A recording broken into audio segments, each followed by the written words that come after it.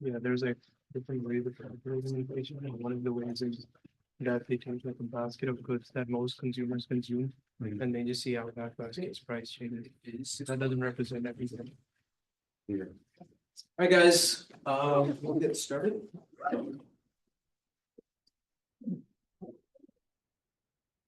You guys want dark or is this good? It's good. All right. Okay. All right, guys, welcome back. Ready. First, do we have any new members here? Oh, nice to meet you all. So this is a little introductory slide. As you guys know, we are machine learning at UVA or ML at UVA. Just kind of a brief introduction to what we do. We kind of do education projects and we're trying to do more events this semester. So as far as education goes, we have weekly updates at 6 to 7. In terms of where they'll probably be in this room. Make any changes, they'll be announced in our Discord. We have reading groups from Mondays to 6 p.m. We will set up the locations tonight, so where those will be. The times are locked in. So lectures are really geared towards anyone. Of course, it's good if you, after this lecture, if you have an understanding of how to do it. But really, you don't really need too much background, right? The point is you can just hop into a lecture you're interested in, and just get started from there. Reading groups are a little bit more intermediary. We'll be covering topics that like we covered in our research. The first reading group we'll do this semester will be on NLP, that finite data we'll be presenting on. The following one will be on implicit neural representation. So give it a try if you're interested in research, if you're interested in kind of going to niche topics, I'd recommend it. The other big component of our club is projects. So we meet for general body meetings on Sundays, 4:30 to now 7. Some of you guys are in IP, some of you guys are in client projects. Both will be meeting during that time slot. If you're in a client, you know what time. If you're at a IP, you're changing the time to now be 4:30 to 5:30 instead of the full 5:30 to 6 o'clock. Yeah, probably during is a lot of some feedback we got is people wanting some coding to go in lectures. So every 3 to 4 weeks, we'll drop like a mini coding challenge that'll have to do with the lectures we've done beforehand. And we'll have like a small cash prize, like a gift card or something for whoever places the highest. And we have more clients. We'll be announcing our latest one later this week. We're also talking to some more beginner-friendly clients. That way, people who are in IP security can transition into more clients. The other big announcements. Oh yeah, before that, for all the new people, do you guys have any questions about what we do as an organization? Is everyone here in our Discord?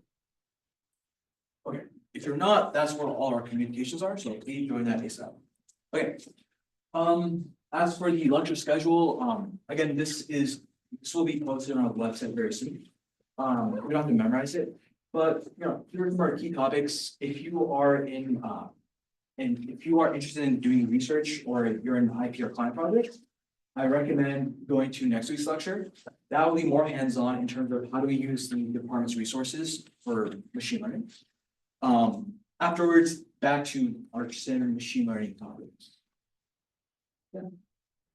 Okay. Final thing is we have our officer applications due this Sunday. We're taking roughly like 4 to 5 people. We might take a 6th one depending if you have a lot of strong applicants. So I highly recommend applying if you've, if you just interact with the club a lot.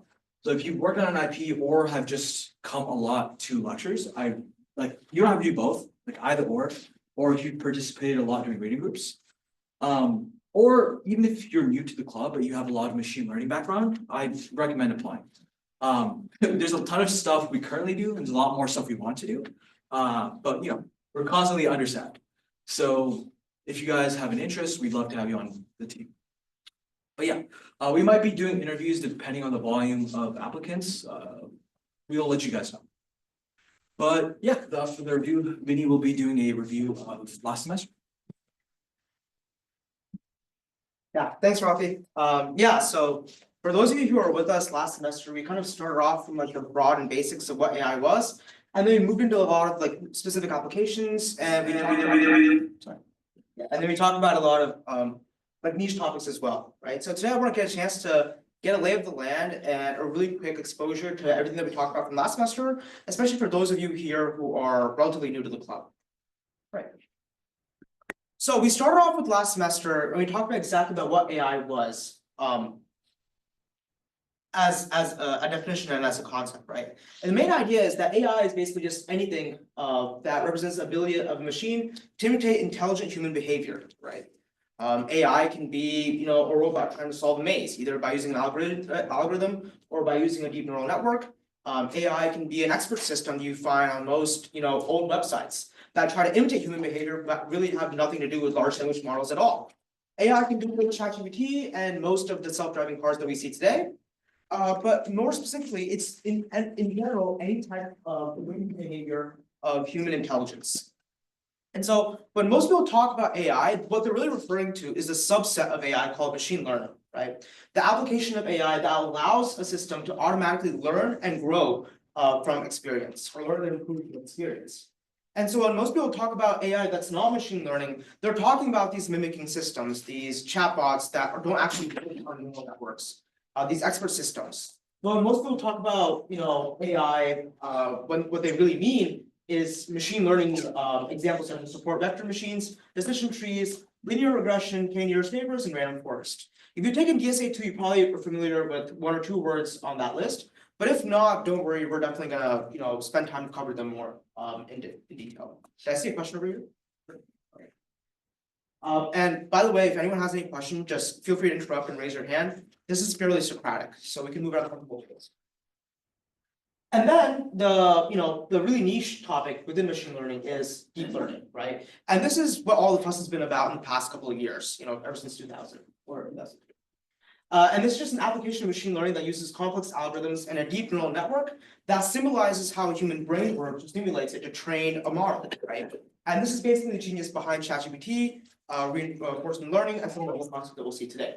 So we can see some examples of that. If you were here with us last semester, you probably have seen lectures on some of these transformers, autoencoders, RNNs, and so on and so forth. But we will talk more into this in much more detail. So out of AI, let's just focus right now on what we discussed in machine learning, right? So when we focus on just machine learning, we realize there's fundamentally 2 or 3 different types of problems we can really focus about. The first is the standard vanilla supervised learning problem. You want to teach a machine how to predict someone's age, for example. You want to treat it the difference between dogs and cats, apples and oranges, right? Or you want to predict someone's height, predict someone's wealth, or predict other features of them. Right? So in supervised learning, it's really straightforward. We train the model to make predictions based off of a labeled data set. The key here is labeled data set. We provide the model information and we provide it the correct ground truths for it.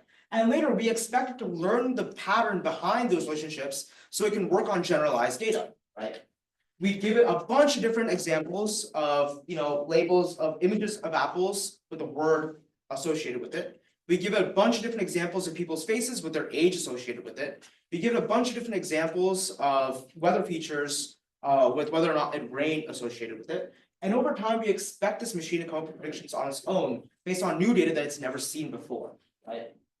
And so we see, 2 types of supervised learning problems, right, at large. We see, classification problems, which is like coming up with whether or not, it's going to rain tomorrow, snow tomorrow, if it's going to be sunny, or whether it's going to be, like I said before, what type of food it's going to be. But sometimes you're not just having a limit for what you are going to predict, right? Sometimes you're predicting a continuous output. Sometimes you're just predicting a number, like someone's age, for example. In these cases, we call that a regression task. So classification, like I said, is just giving it labeled data where it has to find out the groups associated with it, or classes associated with it. Regression is where it comes up with a numerical output or a numerical answer. And it calculates some type of best fit. When you were in Algebra 1, you did something called linear regression, where you try to find the line of best fit. The models that we use for regression tasks in machine learning don't just use a line. The whole point is they use non-linear values or non-linear activations to come up with some other type of more complicated best fit for the data that we have that allows us to generalize to even more complicated regression tasks. Advantages, we're able to tell the model exactly what we want. We give it the data, we give it the labels, and we tell it exactly the pattern it should pick up with. But obviously, labeling data can be really hard, I might take a picture of someone and give them, the age of 75 years old, right? Even though that they might not be, I might give them the wrong labels. The model would be none the wiser, and it would be terrible in its accuracy. So it relies on having accurate labels, and labeling data is really hard and sometimes it's really computationally expensive. Requires a lot of scientists, a lot of man hours to go out there and find experts to parse speech tag an entire sentence, for example. And so we have like the analog of this, right? Unsupervised learning, where we do the exact opposite. We don't give the model labeled data, we'll just give it a ton of unlabeled data. And the expectation is that we expect the model to come up with the labels for the data.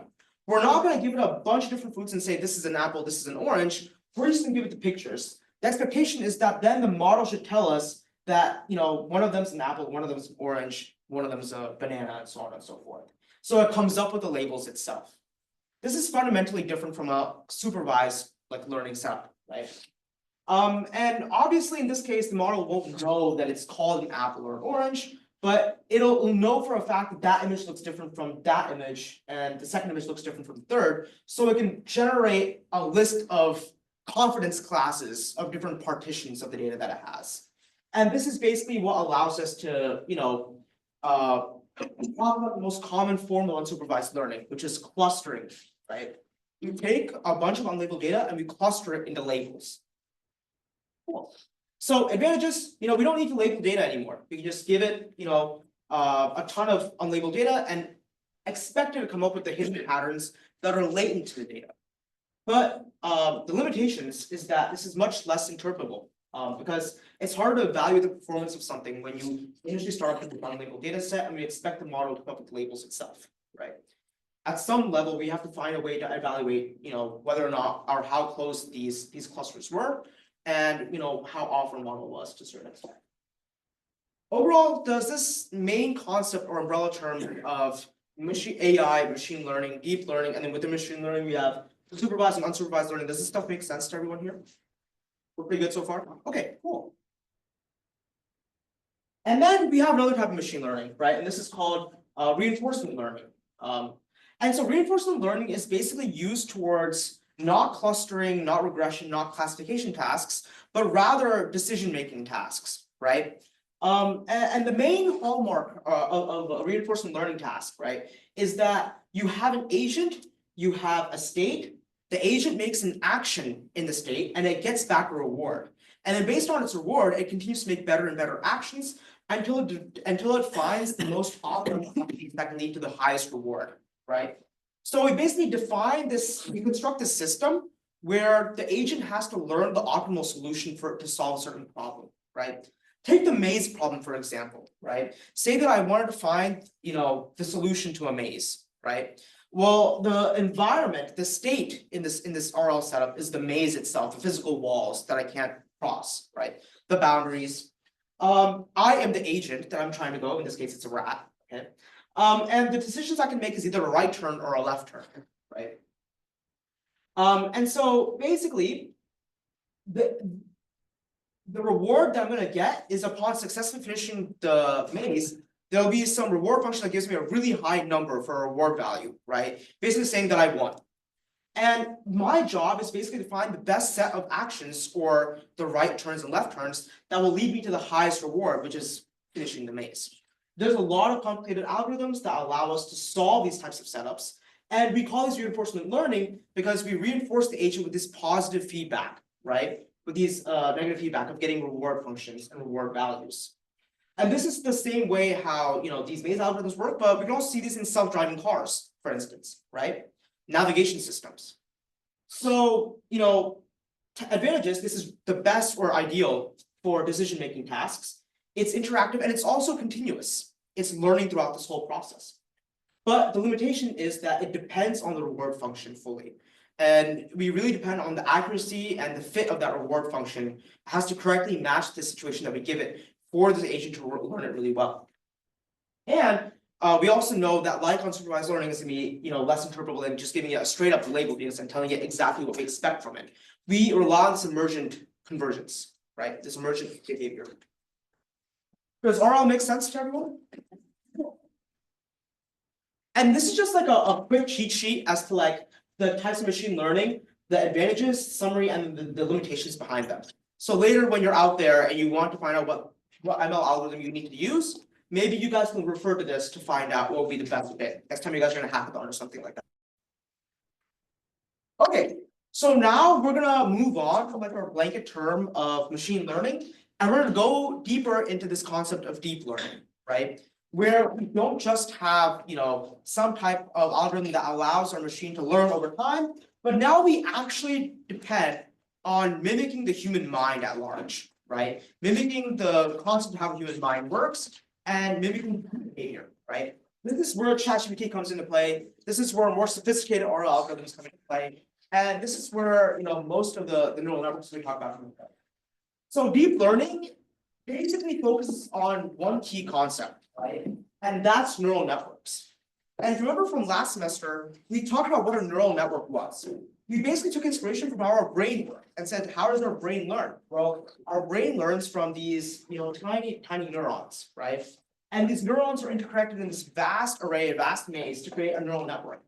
And these signals through these neurons, signals through these networks, is basically what allows us to think about things, right? So we try to mimic it and try to find out a way to set up a neural network that can allow us to solve other tasks. So this right here is a depiction of what a neural network looks like. Right, you can see like the top right of the screen. I'll see if I can move it away like from time to time. Yeah.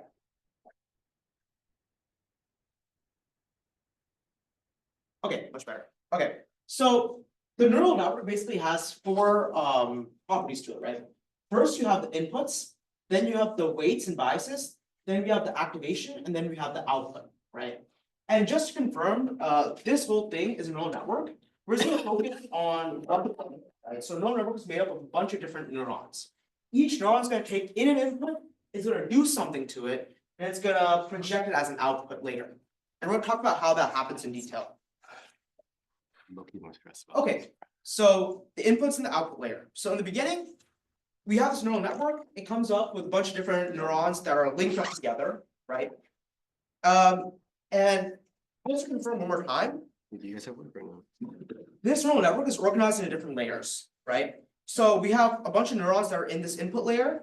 We have a bunch of neurons that are in this hidden layer. And then we have a bunch of neurons that are in layers afterwards. And we finally have this output layer. And so we can imagine that all the inputs are going to go through these input neurons in the first layer. They're going to pass through and propagate through the network to the subsequent layers. And they'll collect at the end in this final output layer, right? And each neuron kind of takes an input and projects output again. So in a given layer, in the beginning, each input layer is going to take in some input vector, right? And for a vector, just think about a list of values, right? Like for example, in this case, neural network only has 3 neurons per input layer. Each one can take in one value. This neural network takes in a vector of 3 dimensions. It takes in a 3-dimensional vector, it takes in 3 values as a whole, right? It takes in one value for the first neuron, second neuron, third neuron, just like that. We can also say that this hidden layer 1 takes in 4 values, or takes in a vector of size 4. But anyways, the input layer takes in one input vector. And every neuron in every layer is going to take input from all the neurons behind it, before it, right? Then once it has this input value, each neuron is going to multiply the input vector by its vector of weights. It'll add its bias, and it'll be passed through something we call an activation function. Then this final output is going to go to the next layer. So in other words, each neuron in this neural network is going to take in the value for it. It's going to multiply it by some weight. It's going to add a bias, and then it'll project it onto the next layer. Let's take this neuron in the middle, this blue neuron over here. It's going to take in 3 values, right? It'll take in 3 values from the 3 neurons in the layer before it. It's going to multiply 3 weights, 1 for each value, each of those 3 values it takes in. Then that sum is going to add to some other bias value that'll have with it, and it'll propagate on to every other neuron in the layer after it. And we'll talk through like a specific example of how this stuff works. Anyways, the formula is going to look something like this. And we'll talk more about what this activation function is in just a little bit. Cool. So let's say, for example, that this, let's say, for example, that we wanted to predict. Let's say, for example, that we wanted to predict the weather tomorrow, right? And we want to predict the temperature, okay? Let's say that we take in 3 data points. We take in 1 to symbolize, I guess, yeah, the millimeters of snow that we have. Another to symbolize, let's say, like in some unit, the rainfall or wind that we have, precipitation. And another unit, we take in the degrees Celsius or something like that, or degrees Fahrenheit that we have outside. So then each neuron is going to take this value. It's going to pass it on to each of the neurons in the layer after it. So each of the blue neurons is going to get a copy of the 4520, the values in the layer before it. Then each neuron has its own set of weights and biases, right? So not the input layer, but in the hidden layers, you can have W1, W2, W3, W4, W5, W6, its own weight values. Then it'll multiply its input vector times its weight vector. So it'll do 45 times its weight 1, 100 times its weight 2, 20 times its weight 3, and it'll add all these up as a linear combination. And then it's going to pass these through some activation function, and we'll get the output of this value, right? Right before them, we also add a bias term that'll be added to the linear combination. Does it make sense to everyone what I'm talking about? Can I get any hands if someone's like a little bit confused? I'm more than happy to go over this one more time. Okay, can I get thumbs up? We're all good so far? Okay, cool. So yeah, multiply by the weights, add the bias, pass through an activation function. That's the name of that's kind of the name of the game when it comes to a forward propagation. And this basically continues through every single layer in the neural network. And finally, we basically get this final value that's accumulated in the final neuron, right?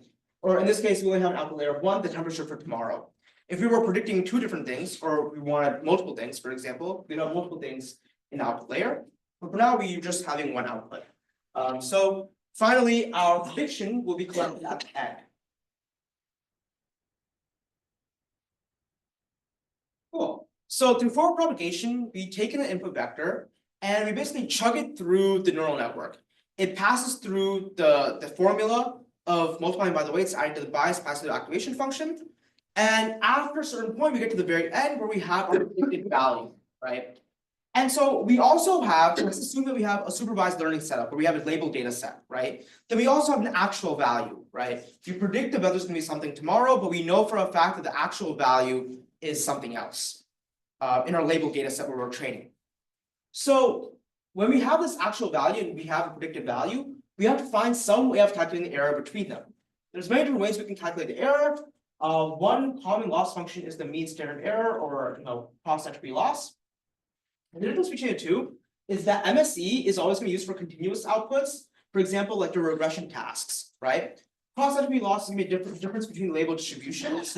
So it'll be towards your classification tasks, right? So for discrete outputs, not continuous outputs. I'm not going to go too much into depth about them, but you can find lectures from our previous semester that talk about exactly what these formulas are and more about how these propagation techniques work. But now we basically transition into the second part, which is backpropagation. Now that we basically come up with a guess as to what our prediction is going to be, we want to use the loss that we calculated to tweak the weights and biases that we have, right? You might wonder, how do we know, what W1, W2, W3 are going to be, or W4, W5, W6 are going to be, right? It's magical that they're just the right amounts, that by multiplying all these weights through and propagating them through, that we get to the right answer at the end, right? That we get to 35 degrees Celsius or 35 degrees Fahrenheit for tomorrow. The answer is that to start off with, these weights and these biases are completely random, right? But it's only by training them through forward propagation and tweaking them and adjusting them the right way that we converge upon the right set of values or close to right set of values that minimizes our loss. And it's by doing this that we train our neural network at large, by coming up with the correct set of weight or close enough set of weights and biases that work. Yes. A quick question. Yeah. The gray box on the right and the gray box on the bottom, is it like A1? Like A1's the activation function. Is that correct?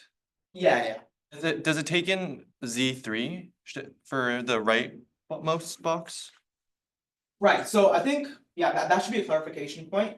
So the output of A1 is, we could just call it Z2. Basically, the idea is, it basically takes an output of the, or of the output of the calculation before it, and after the activation function, now we have the value that comes out, right? And I'll just talk about what the activation function is a little bit. The equations are a little bit like confusing to look at.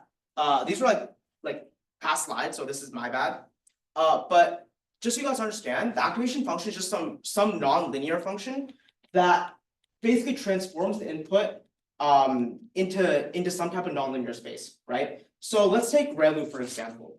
ReLU is a non-linear function that takes in a value and either keeps itself or it converts it to zero if it's negative. Or you can take in a value like sine, it could be an activation function that's non-linear. Really, the idea is that by using an activation function, we're able to impose a non-linearity into our tasks. Earlier, we talked about like regression, right? Way back here. If we didn't have the non-linear activation function, we would always end up learning like a line of best fit for our regression tasks, right? Because if we take a linear combination of linear combination, we're gonna get linear combination back. We're always gonna be learning some type of line that fits the data. But by learning a non-linear activation function, we can learn more sophisticated patterns for our tasks. Yeah. Just so you guys understand, this activation function is something that we also covered in previous lectures. So I'm more than happy to talk a little bit more about this like after lecture as well. But does everyone understand like the main idea about how forward propagation works though? Okay, cool. Does that answer your question? I think so, yeah. Yeah, it's only the activations of a neuron are passed to the next layer, if that makes it more clear. So it's only after passing the activation layer that it goes to the next layer as input. Alright, here's a question for people who were here last semester. Does anyone remember what happens if, so let's say we have a neural network. What happens if we take out all the activations of that neural network? What happens to the network? Just to clarify, you mean activation function? Yeah, what happens if you take out all the activation functions? Turns into a linear line. Exactly, becomes so that really complicated neural network we had, if we take all the activation functions, it's literally as if we had a single neuron. Right, like you can simplify the entire network into like a single neuron. Like, because you just, at the end of the day, like you can prove mathematically, without the activation function, you're just doing linear combinations. Like very convoluted y equals mx plus b. You can always find one set of weights, right? That basically combine the combination of all the different sets of weights across all the different layers, if you don't have the activation. Thank you.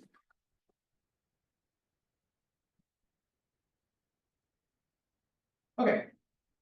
So now that we've gone through and come up with that propagation, we want to find a way to tweak our weights, right? So we want to be able to increase a certain weight, decrease a certain weight, increase the bias or decrease the bias accordingly, right? So I guess how do we do that? Well, we basically use a really fundamental result from calculus, right? We basically use the chain rule to take the derivative of our loss with respect to like a neuron output, and we basically use gradient descent to find the minimum of our loss function, right? So let's say we had some type of loss calculation, right? Say we had, mean squared error, right? Where we, take the square of each of the errors, we find like the average error across them, right? This is a differentiable loss function, right? So we can basically take the derivative of this loss function with respect to the neuron output. So we basically find out how much did this weight contribute to the loss? How much did W4 contribute to the loss? How much did W5 contribute to the loss? That derivative basically tells us how much to change the weight by. Because if we can minimize that loss function, like how we minimize any function in calculus, or take the minimum of any function in calculus, then we know how to maximize our accuracy, right? And we just take the minimum of the loss function by applying a transformation that's negative to the gradient that we have. And we'll talk a little bit more about this like in detail. But the main idea is that if you have like a really high gradient value, which means that if you move this weight, just a little bit to the right, that our loss will increase by a lot, then maybe we should, move it to the left a little bit. Maybe we should Or in the other case, maybe we should move to the right a little bit to minimize that loss function. But either way, we use the gradient descent, we use gradient descent to use the derivative of the loss function to find the minimum of the loss function. And we don't just make a huge move to the weights all at once. We apply a really small learning rate, which tells us how much to change each weight by. And it's by changing each, and it's by applying that really small learning rate that we change the value by just a little bit every single time.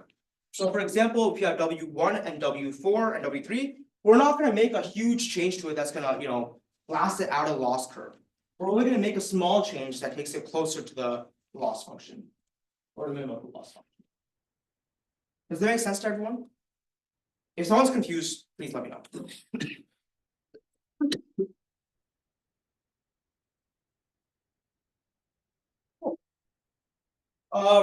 Right, so now we're gonna talk about some problems you can approach when we're training a model, right? So two of the most common problems you can approach when you're training a machine learning model is overfitting and underfitting. Overfitting is basically what happens when the model effectively memorizes the training data, right? How do you know when your model is overfitting? Let's say you're training a model on like a data set and it performs really well, right? Almost perfectly. But then you give it some new data that it's never seen before, and all of a sudden the model does absolutely horribly. What basically happened is the model has learned to fit to the data in such a tight way that it hasn't generalized well to new input. For instance, in this case, I might be able to give it like a new value that's like generally in this area, but as long as it's not on the left side of the as long as it's not on the left hand side of the line, it's not going to be considered as a circle. What we really want is some generalization that looks like this. We captured the general pattern of the data, but we didn't fit it to it specifically enough that it can't work on new input. Basically, think of overfitting like memorizing for the test, right? Or memorizing a study guide for the test, or memorizing the previous problems on the textbook for the test. Sure, you know how to solve those problems really well. When you're given a new problem, you won't be able to solve it at all because you haven't learned the concepts behind it. That's the main idea. The opposite is underfitting. And underfitting basically happens when the model doesn't learn the data well enough. Basically, it hasn't trained long enough to understand any pattern in the data. And so we come up with a really shoddy fit that doesn't do well at all towards anything. So basically, a good machine learning engineer should know how to train a data so that we balance both of them. It should generalize well enough so it's accurate, but not too specific.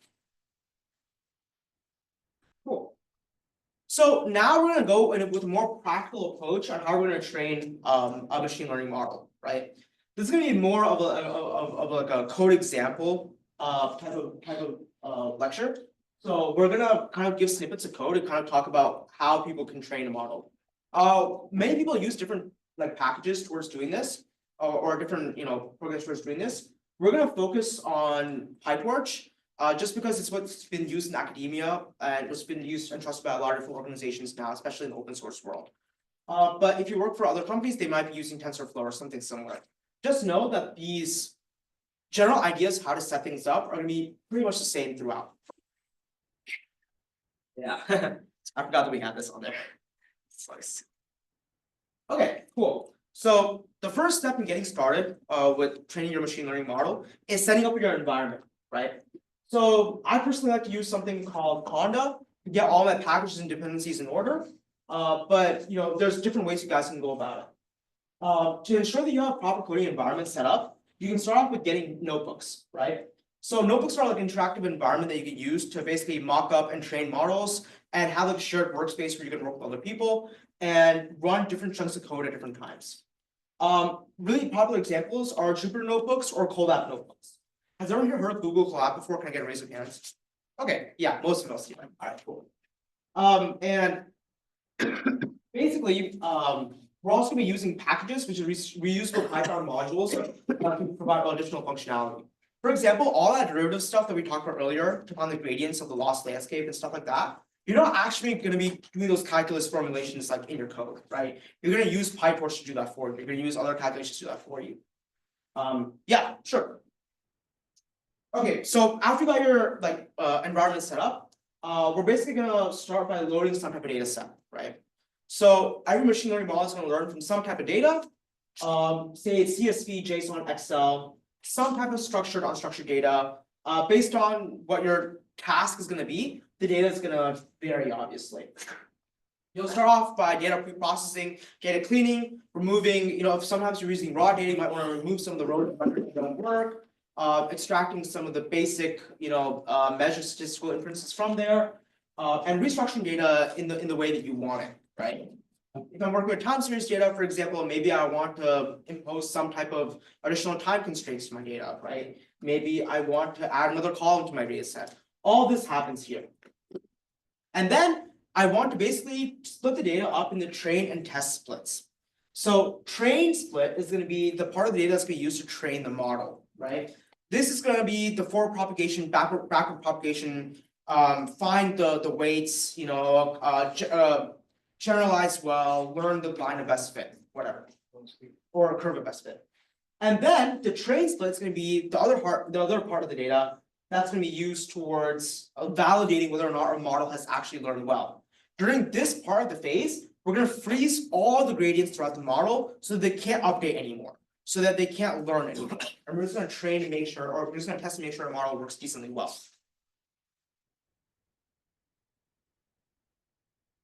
Okay, and then we can set up the training loop, right? So we're going to go through this training loop kind of in more detail.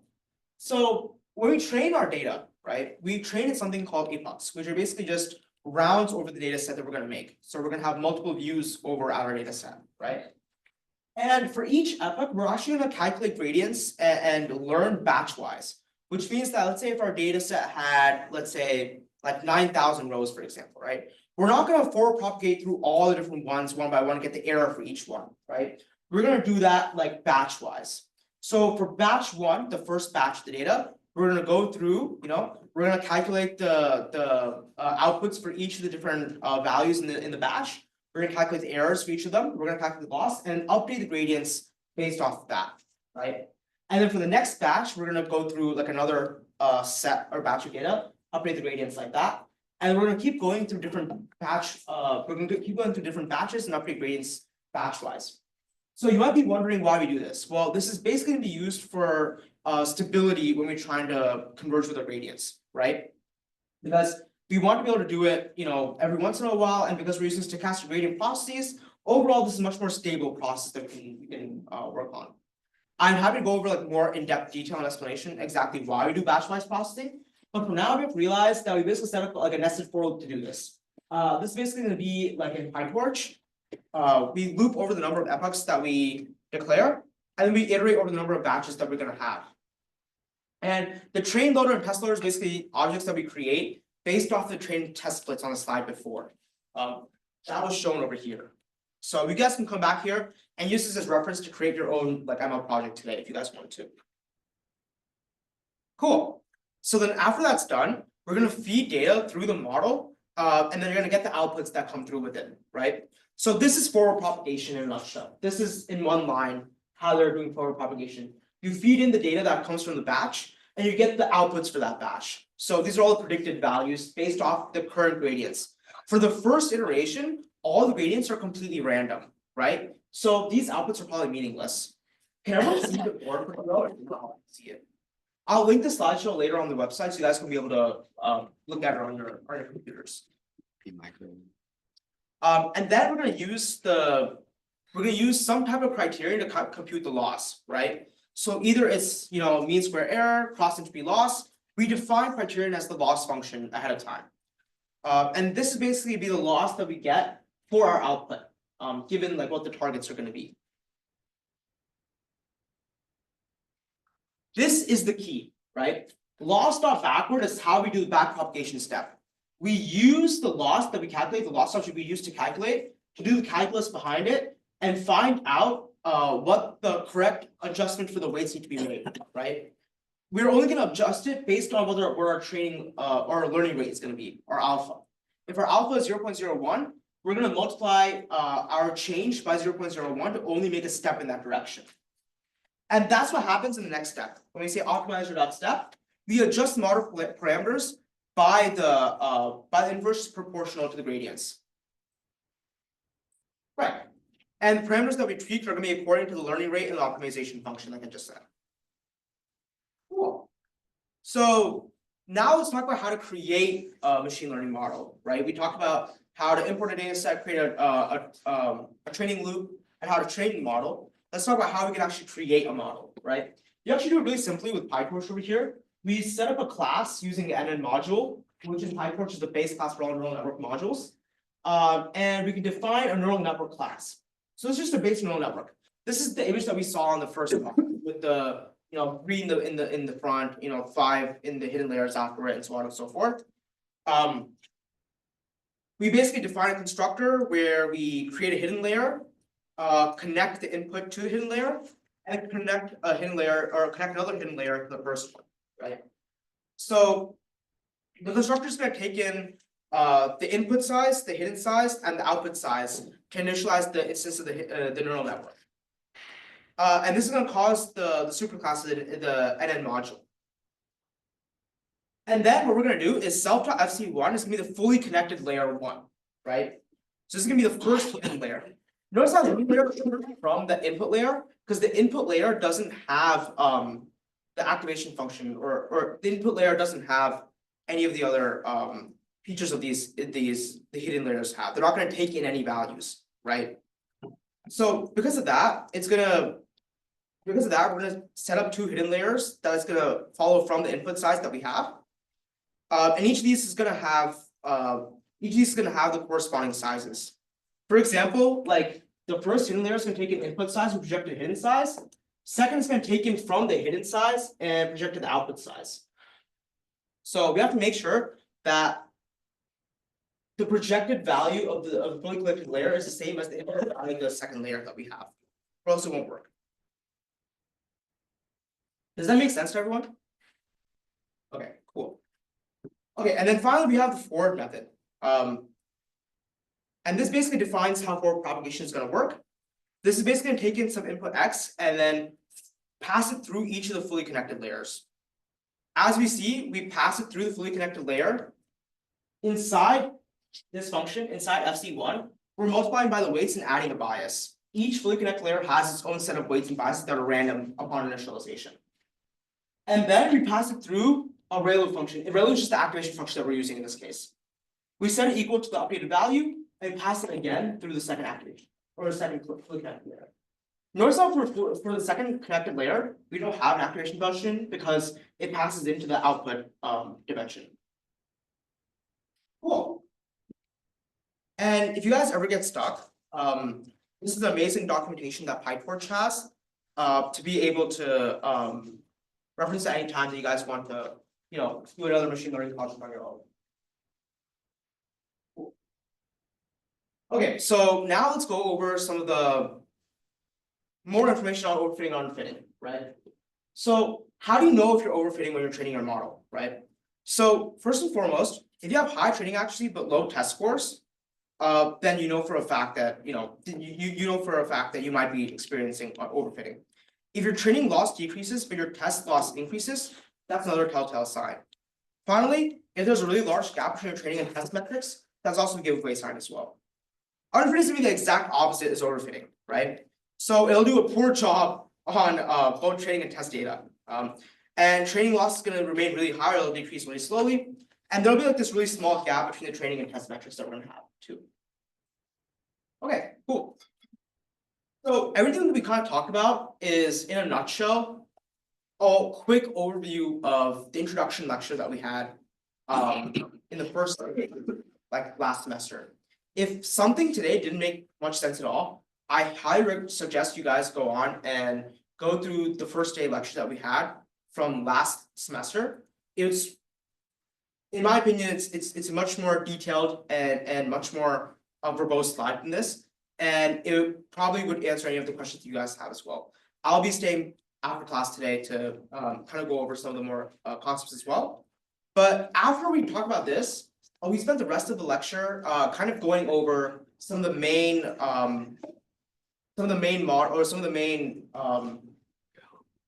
models that we talked about, right? For example, We talked about CNNs, RNNs, autoencoders, transformers, and so on and so forth. You want to go through this? Okay. Thanks, Vinny. Yeah. So that was an overview of real networks. So we'll super quickly cover the deep learning architectures we covered last semester. We'll be covering how they work per se, more so when to use them and what they're good for. So starting off, as you may have noticed with the networks, they can only take one-dimensional input, right? Like if you saw the input layer for our neural network. Yeah. So our input for neural network, it just takes a single list of data, right? 45, 120. Right? In Python, that would be a single list. So, but of course, you know, in the real world, we have multi-dimensional data. So think of an image, for example, right? Well, that's a two-dimensional piece of data. So a convolutional neural network can handle multi-dimensional data, traditionally images, right? That's where you'll see it the most. And so it can do that by using something called convolution. If you look at the architecture on this side, you'll notice that this dense layer, this blue part, is just a like standard neural network, right? This blue part is a neural network. Everything here is CNN specific, right? So in that orange section, we are using something called convolutions to learn how to break down that multi-dimensional input to something a lot simpler, right? So we learn how to like simplify the input. Again, if you're interested in how that works, I recommend taking a look at the convolutional neural network lecture, sorry. And so during this process, we're shrinking that data, right? So convolutions learn what part of the image or the multi-dimensional input is important.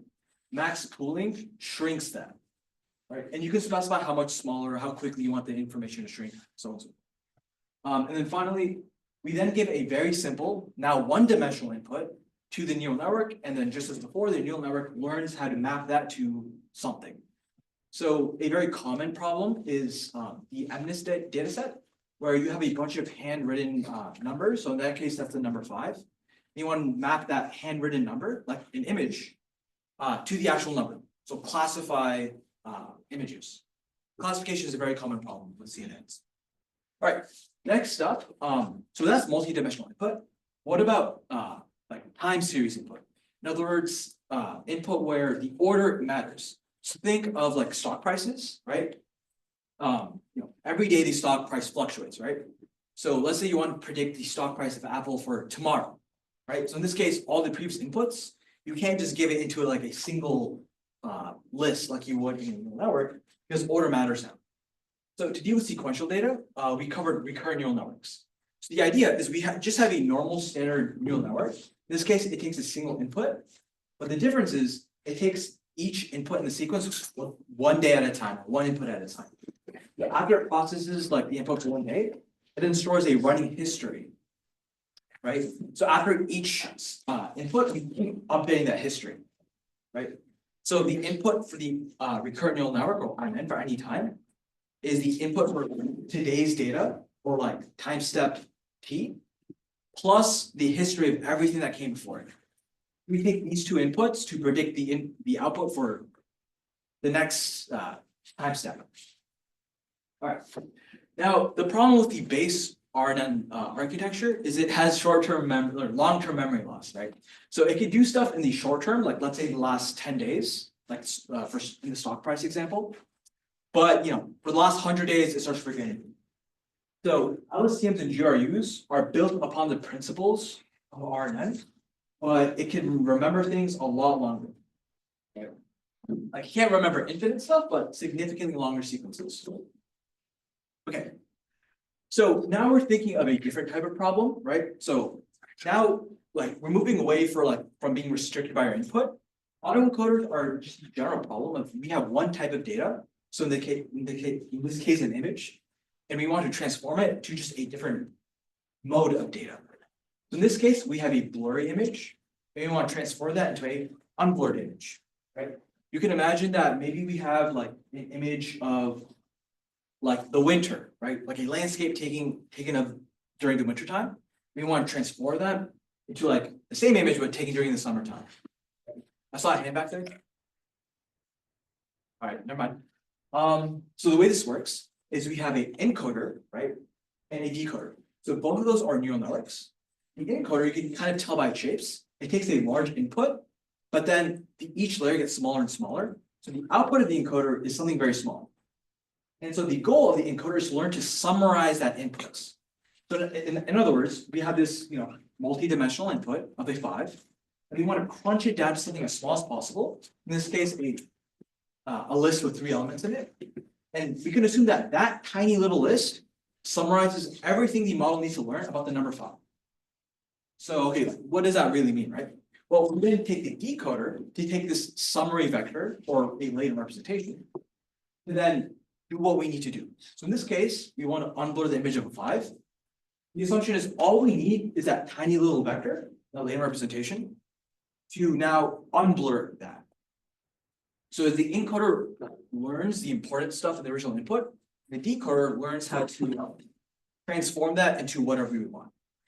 Now, you could imagine theoretically we could do like whatever you want, right? Like this is a pretty broken system. Well, the problem is we're obviously limited by like complexity, right? Unblurring and blurring is a pretty easy problem. The summary example is not as easy, right? If you just try to naively do that, it probably might not work. So just in theory, this is a very powerful idea, though in practice, we can't transform whatever we want to something else. Though this does introduce that idea. All right, finally is transformers. Kind of play around with a similar idea, but this builds off more with the RNNs. So remember, RNNs have to do with sequences, right? So in that example, I gave like stock prices, right? So day by day information.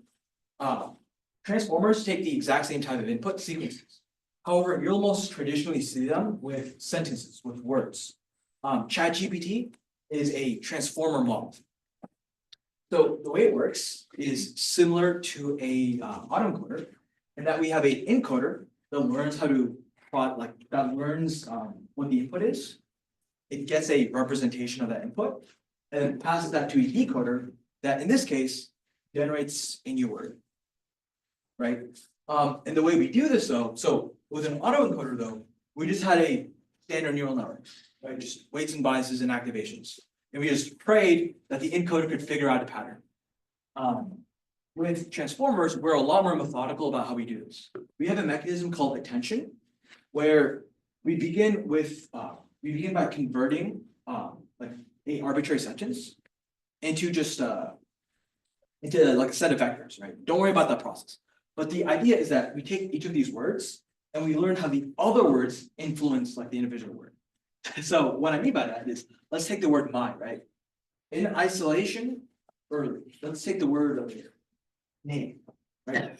In isolation, I just gave you the word name. Well, you can give me like the definition of it, right? Like, oh, recite it from a dictionary.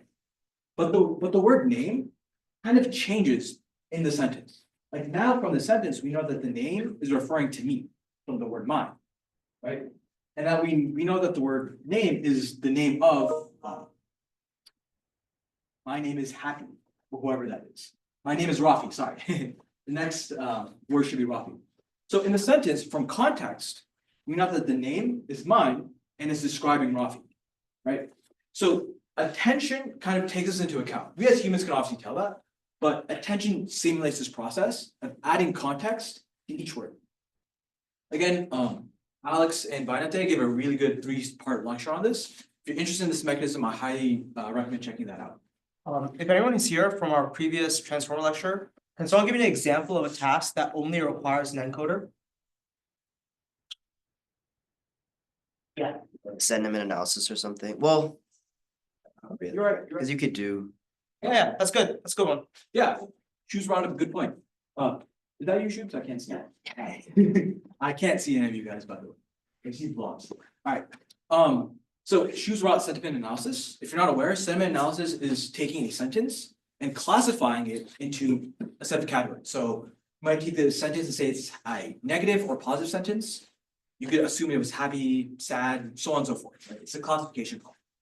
What you do is you take the sentence, you use the encoder to learn the representation, again, similar to that latent vector from before in autoencoder. All we need is that latent representation to then classify that. So we take that one-dimensional representation and we feed that into a neural network. And that neural network tells us, is it happy or sad?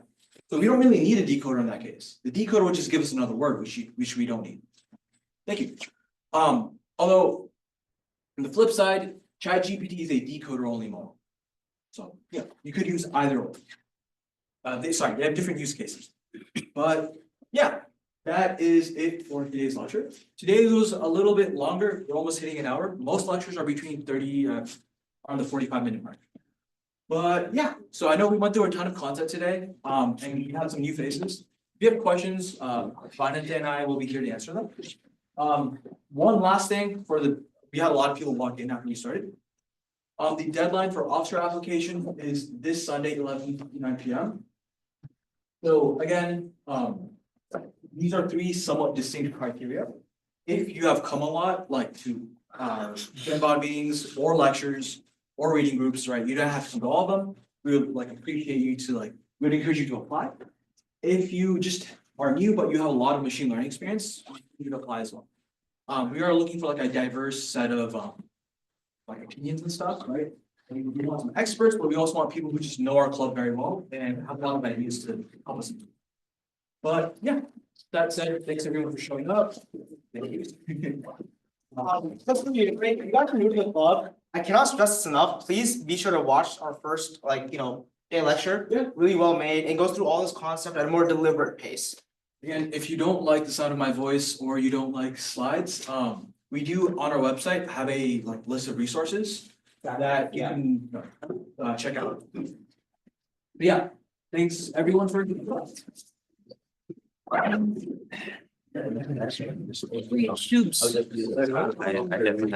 Can you?